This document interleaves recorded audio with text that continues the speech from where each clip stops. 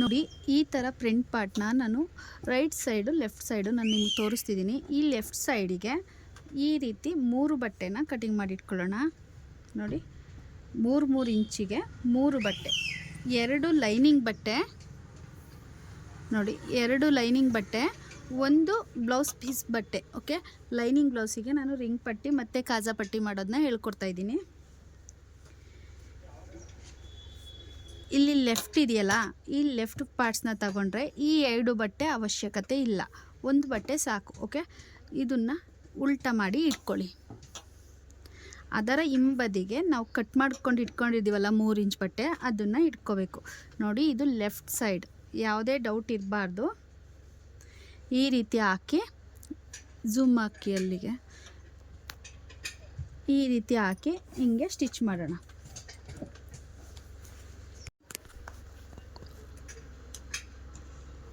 ಕಾಣಿಸ್ತಿದೆಯಾ? ಇಲ್ಲಿ 1/2 inch extra, ಇಲ್ಲಿ 1/2 inch extra, ಇದನ್ನು ನಾನು ಫೋಲ್ಡಿಂಗ್ ಮಾಡ್ತಿದ್ದೀನಿ. ಇದು ಲೆಫ್ಟ್ ಸೈಡ್. ಓಕೆ,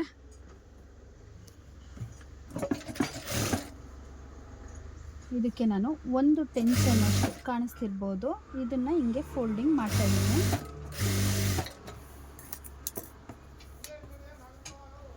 ಇದರ ಮೇಲೆ ಇದು ನೋಡಿ, ಇಲ್ಲಿ ನನ್ನ ಹೊಲಿಗೆ ಇದೆ ಅಂತ ಅಂದರೆ ಇಲ್ಲಿಗೆ ಬಂದರೆ ಅದನ್ನು ಕಿನ್ನರಿ ಅಂತ ಹೇಳ್ತಾರೆ. ಸೊ ಇಲ್ಲಿಗೆ ಕಿನ್ನರಿನ ಹಾಕೋಣ.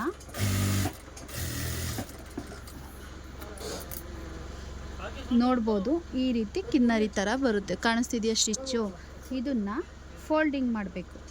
ಅಂದರೆ ತಿಕ್ಕಾಗಿ ಬರಲಿಕ್ಕೋಸ್ಕರ ತ್ರಿಬಲ್ ಫೋಲ್ಡನ್ನ ಮಾಡಬೇಕು. ಅಂದರೆ ತುಂಬ ಸಿಲ ಬರುತ್ತೆ, ಹಾಗಾಗಷ್ಟೇ. ನೋಡಿ 1 ಫೋಲ್ಡು, 2 ಫೋಲ್ಡು, ಇನ್ನು ಫೈನಲಿ 3 ಫೋಲ್ಡು. ಇದು ಏನಾಗುತ್ತಂತಂದರೆ ತುಂಬ ತಿಕ್ಕಾಗಿ ಅವರಿಗೆ ಸೆಂಟರ್ ಈ ಉಕ್ಸ್ ಹಾಕ್ಲಿಕ್ಕಾಗಲಿ ಅಲ್ಲಿ ತುಂಬ ಗ್ರಿಪ್ಪಾಗಿ ಕೂರುತ್ತೆ. ಬನ್ನಿ ಇಲ್ಲಿ ರಫ್ ಹೊಡೆಯೋಣ. ಇಲ್ಲೂ ಅಷ್ಟೇ, ನಾವು ಏನು ಇಟ್ಕೊಂಡಿದ್ದೀವಲ್ವ ಆಗ ಅದನ್ನೇ ಕ್ಯಾರಿ ಮಾಡಬೇಕು.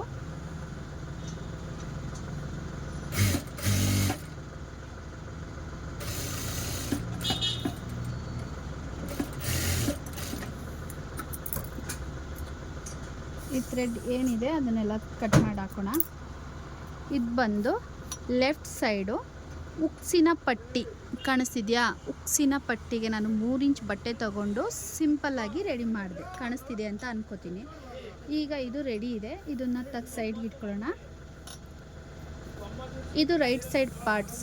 ಓಕೆ, ರೈಟ್ ಸೈಡ್ ಪಾರ್ಟ್ಸ್ ಇದಕ್ಕೆ ನಾವು ಲೈನಿಂಗಲ್ಲೇ ಮಾಡ್ಬೋದು. ಸೊ ಟಾಪ್ ಸೈಡಿಗೆ ಬರೋ ಅಂಥದ್ದು ಬ್ಲೌಸ್ ಪೀಸ್, ಹಾಗಾಗಿ ಎರಡನ್ನೂ ತಗೋಬೇಕು. ಇದು ರೈಟ್ ಸೈಡು, ಇದು ಬ್ಲೌಸ್ ಪೀಸ್ ವಿತ್ ಲೈನಿಂಗ್ ಬಟ್ಟೆ. ಓಕೆನಾ? ಒಂದರ ಮೇಲೆ ಒಂದರಂತೆ ಇಟ್ಟು ಇದನ್ನು ಉಲ್ಟಾ ಮಾಡಬಾರ್ದು, ಇದು ಸೀದಾನೇ ಇರಬೇಕು. ನಮಗೆ ಬಟ್ಟೆನೂ ಸೀದದ್ದೇ ಕಾಣಬೇಕು. ಓಕೆನಾ? ನೋಡಿ ಈಗ ಇಲ್ಲಿ ಫೋಲ್ಡಿಂಗ್ 1/2 ಇಂಚು, ಕೆಳಗಡೆ ಫೋಲ್ಡಿಂಗ್ 1/2 ಇಂಚ್ ಇದೆ. ಜಾಸ್ತಿ ಇದ್ದರೆ ಕಟ್ ಮಾಡಾಕಿ, ಇಲ್ಲಿ ಜಾಸ್ತಿ ಅವಶ್ಯಕತೆ ಇಲ್ಲ. ಓಕೆ, ಬನ್ನಿ ಸ್ಟಿಚ್ ಮಾಡೋಣ. ಈ ರೀತಿ ಇದ್ದಾಗ ಈ ರೀತಿ ಫೋಲ್ಡಿಂಗ್ ಇಟ್ಕೊಳ್ಳೋಣ. ಈ ಬಟ್ಟೆ ಏನಿದೆ ಕಚ್ಚಾ ಟಾಪ್ ಸೈಡಿಗೆ ಟರ್ನ್ ಮಾಡಬೇಕು. ಈ ರೀತಿ ಸ್ಟಿಚ್ನ ಮಾಡಬೇಕು. ಇದಕ್ಕೆ ನಾವು ಇಲ್ಲಿಗೆ ಕಿನ್ನರಿ ಹಾಕಬೇಕಾ? ಇಲ್ಲ, ಅವಶ್ಯಕತೆ ಇಲ್ಲ. ಇಲ್ಲಿಗೆ ನಾವು ಕಿನ್ನರಿ ಹಾಕೋ ಅವಶ್ಯಕತೆ ಇಲ್ಲ. ಈ ರೀತಿ ಕೆಲವ್ರು ಏನು ಮಾಡ್ತಾರೆ ಅಂತಂದರೆ ಇಲ್ಲಿಂದ ಈ ಎಡ್ಜಿಗೆ ಎಂಡ್ ಮಾಡ್ತಾರೆ. ಸೊ ನಾನು ಈ ಎಡ್ಜಿಗೆ ಎಂಡ್ ಮಾಡಲ್ಲ, ಶೋಲ್ಡರ್ ಡ್ರಾಪ್ ಆಗುತ್ತೆ, ನಂದು ಪ್ರಾಬ್ಲಮ್ ಬರುತ್ತೆ. ಸೊ ಹಾಗಾಗಿ ನಾನು ಈ ಎಡ್ಜು ಇಲ್ಲಿಗೆ ಬರೋ ರೀತಿ ಮಾಡ್ತೀನಿ. ಅಂದರೆ ನಾನು ಏನು ಸ್ಟಿಚ್ ಹಾಕ್ತೀನಲ್ವ ಅದಕ್ಕಿಂತ 1 ಟೆನ್ಷನ್ ಅಷ್ಟು, 1 ಫುಟ್ ಎಕ್ಸ್ಟ್ರಾ ಬರಲಿಕ್ಕೆ ಮಾಡ್ತೀನಿ. ನೀವು ಟ್ರೈ ಮಾಡಿ. ನಾನು ಕಿನ್ನರಿ ಹಾಕ್ತಿಲ್ಲ, ನೋಡ್ಬೋದು. ಈ ರೀತಿ ಇದ್ದಾಗ ಸೆಂಟರ್ಗೆ ಈ ರೀತಿ ಫೋಲ್ಡ್ ಮಾಡಿ, ನಾನು ಮುಂಚೆ ಸ್ಟಿಚ್ ಇದೆಯಲ್ಲ ಆ ಸೆಂಟರ್ಗೆ ಬರೋ ಥರ ಮಾಡ್ತೀನಿ. ನೋಡಿ ನಿಮಗೆ ಯಾವ ರೀತಿ ತೋರಿಸ್ತೀನಿ. ಈ ರೀತಿ ಫೋಲ್ಡ್ ಇಟ್ಕೊಂಡು ಈ ಥರ ಸೆಂಟರ್ಗೆ ಹೊಲಿಗೆ ಬರಬೇಕು. ಈಗ ಇನ್ಸೈಡಿಂದ ತೋರಿಸ್ತೀನಿ ನೋಡಿ. ಇಲ್ಲಿದೆಯಲ್ಲ ಈ ಸೆಂಟರ್ ಭಾಗಕ್ಕೆ ಬರಬೇಕು ಹೊಲಿಗೆ, ಆ ರೀತಿ ಇರುತ್ತೆ.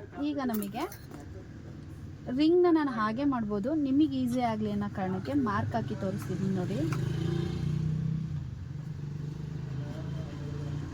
ಈ ರೀತಿ 5 ಉಕ್ಸ್ ಹಾಕಲಿಕ್ಕೆ ಮಾರ್ಕ್ ಮಾಡಿಕೊಂಡು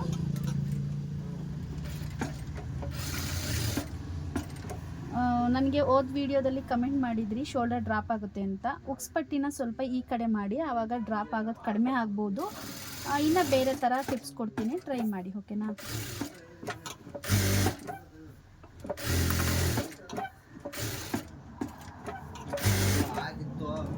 ಈ ರೀತಿ 5 ಸ್ಟಿಚ್ ಮಾಡ್ಕೊಳ್ಳೋಣ.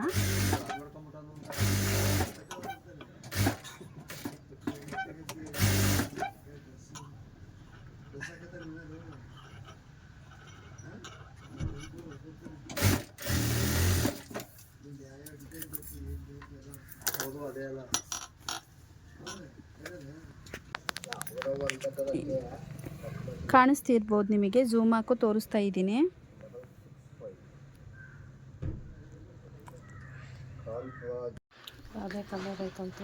ಥ್ರೆಡ್ ಅದೇ ಕಲರ್ ಇರೋ ಕಾರಣ ಕಾಣಿಸ್ತಿಲ್ಲ, ಬಟ್ ಇದೇ ನೋಡಿ ಕಾಣಿಸ್ತಿದೆ.